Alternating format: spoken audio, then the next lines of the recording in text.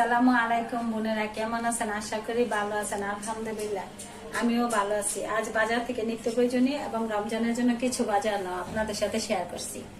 সিম, খেসারি ডাল, লাউ শাক, বেসন, আদা, বুট, তেজপাতা, দুধ, দারচিনি, খেজুর।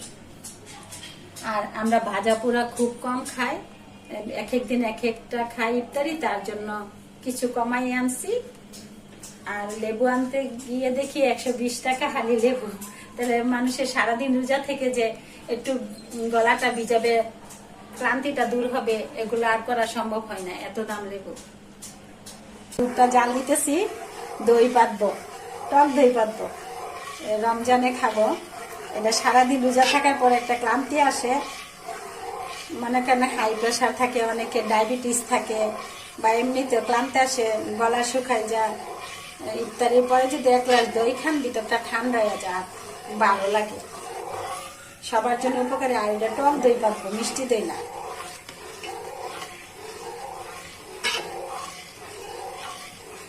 ভালো করে যদি দুধটা জাল হয় তাহলে দইটা সুন্দর হয়। আমি এখন 1 কেজি দুধ জাল দিতেছি, আধা কেজির মতো বানাবো। বানায় দইটা যখন পাতবো তখন আপনাদের সাথে শেয়ার করবো। বোনেরা, দুধটা জাল হয়ে গেছে, এখন ঠান্ডা করে নিতেছি। ঠান্ডা করে দইটা পাতবো। এখানে মনে করেন এই যে মাটির হাঁড়িতে পাতবো, হাঁড়িটা একটু চুলার মধ্যে গরম দিয়েই, তার মধ্যে একটু গরম করে নিব।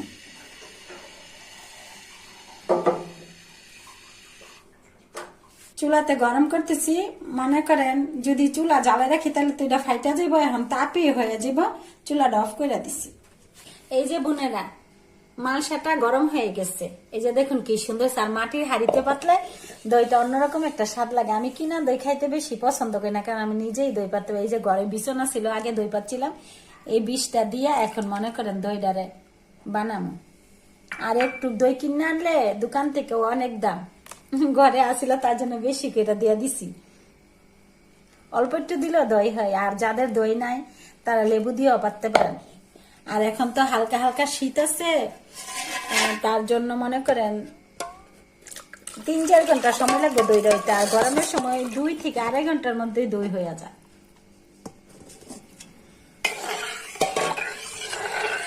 আমি বিষটা মনে করেন ভালো করে মিলাই নিতেছি। আর আমি এই দইটা বেশি পছন্দ করি সন্ধ্যারে তো ইফতারি পরে খাইতে, আবার বুড়াতে বাদ দিয়ে খাইতে, বাদ দিয়েও খাই। দেখুন কি সুন্দর একটা কালার আসছে, নিজের হাতে দই পাতে একটা তৃপ্তি লাগে অন্যরকম। এই যে ডেকে দিচ্ছি আর কই পাততেছি দেখাই। গ্রামের বাড়িতে তো মনে করেন খের থাকে, খের দিয়া পাতির মধ্যে দিয়া জাগ দিয়ে, আমি চাউলের ডিব্বার ভিতরে এটা জাগ দিয়া দিব, তাইলে আর সমস্যা নেই, দইটা সুন্দর করে হয়ে যাব।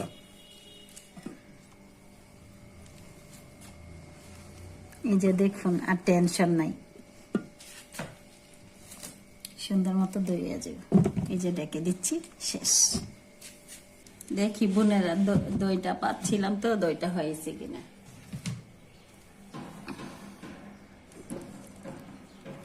মাশাআল্লাহ, অনেক সুন্দর হয়ে দইটা বইছে। এই আপনি গুঁড়া দুধ দিয়ে দইটা পাততে পারবেন, তারপর তরল দুধ যে প্যাকেট কিনতে তা দিয়েও পাততে পারবেন। আমি গায়ের দুধ দিয়ে পাচ্ছি। অনেক সুন্দর হয়েছে দইটা, আর খেতে অনেক টেস্টি হবে। বোনেরা, ভালো থাকবেন, সুস্থ থাকবেন। আমার ভিডিওগুলো বেশি বেশি দেখবেন, লাইক করবেন, শেয়ার করবেন, কমেন্ট করে জানাবেন। আল্লাহ হাফেজ।